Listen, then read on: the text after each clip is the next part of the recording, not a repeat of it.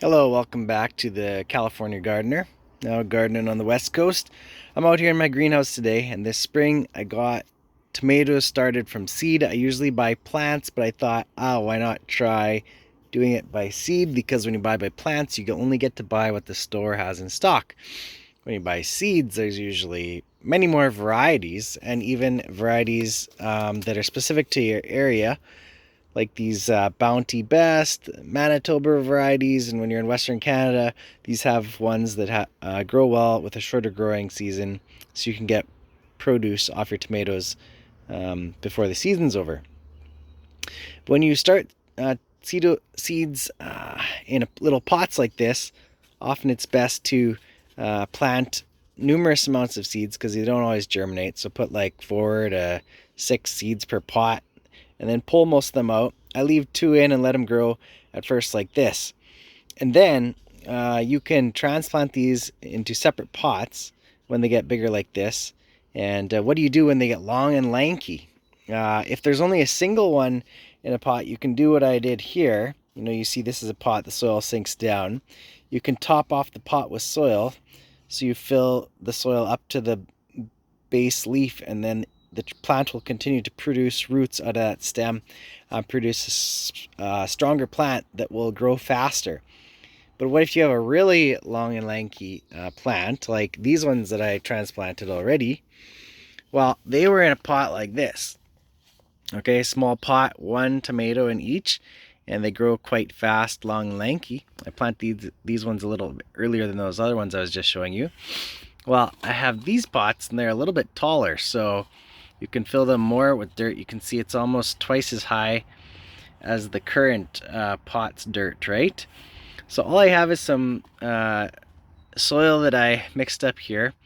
Good starting medium. It's my compost mixed with peat moss, and I put in some of this, pre-mixed perlite, just for a little bit of aeration and hold some moisture.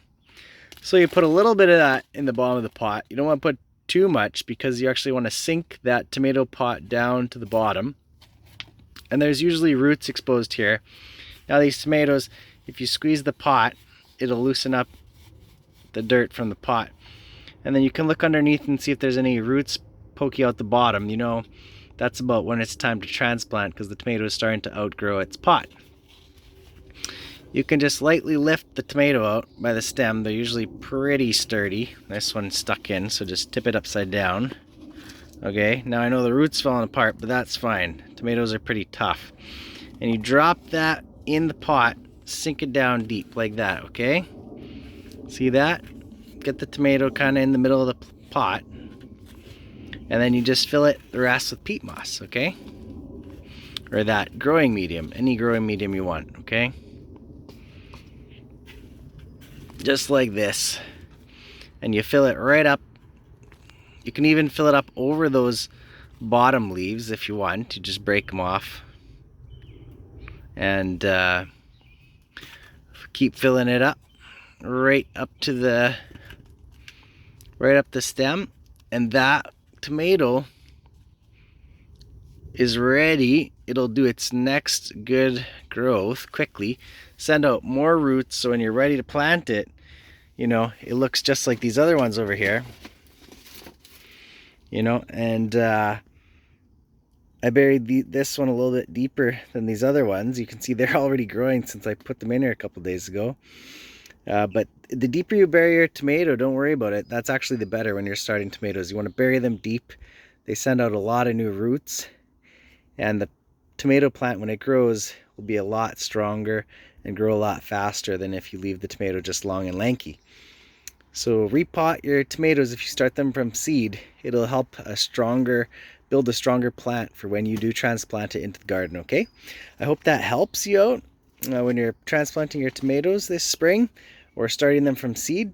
It's actually quite rewarding, and they germinate really easy, so it's not that complicated. As you see, like pretty much all these pots have tomatoes in them. That means all of them started relatively well. Here's one that was a little late, but still 2 popped up. Not always sure why. Maybe some seeds got washed deeper, but who knows. Okay, that's it. Thanks for watching. Good luck gardening this spring, and I hope you get some great tomato plants. See you later. Don't forget to subscribe, hit that like button, and tell me what you want to hear next time.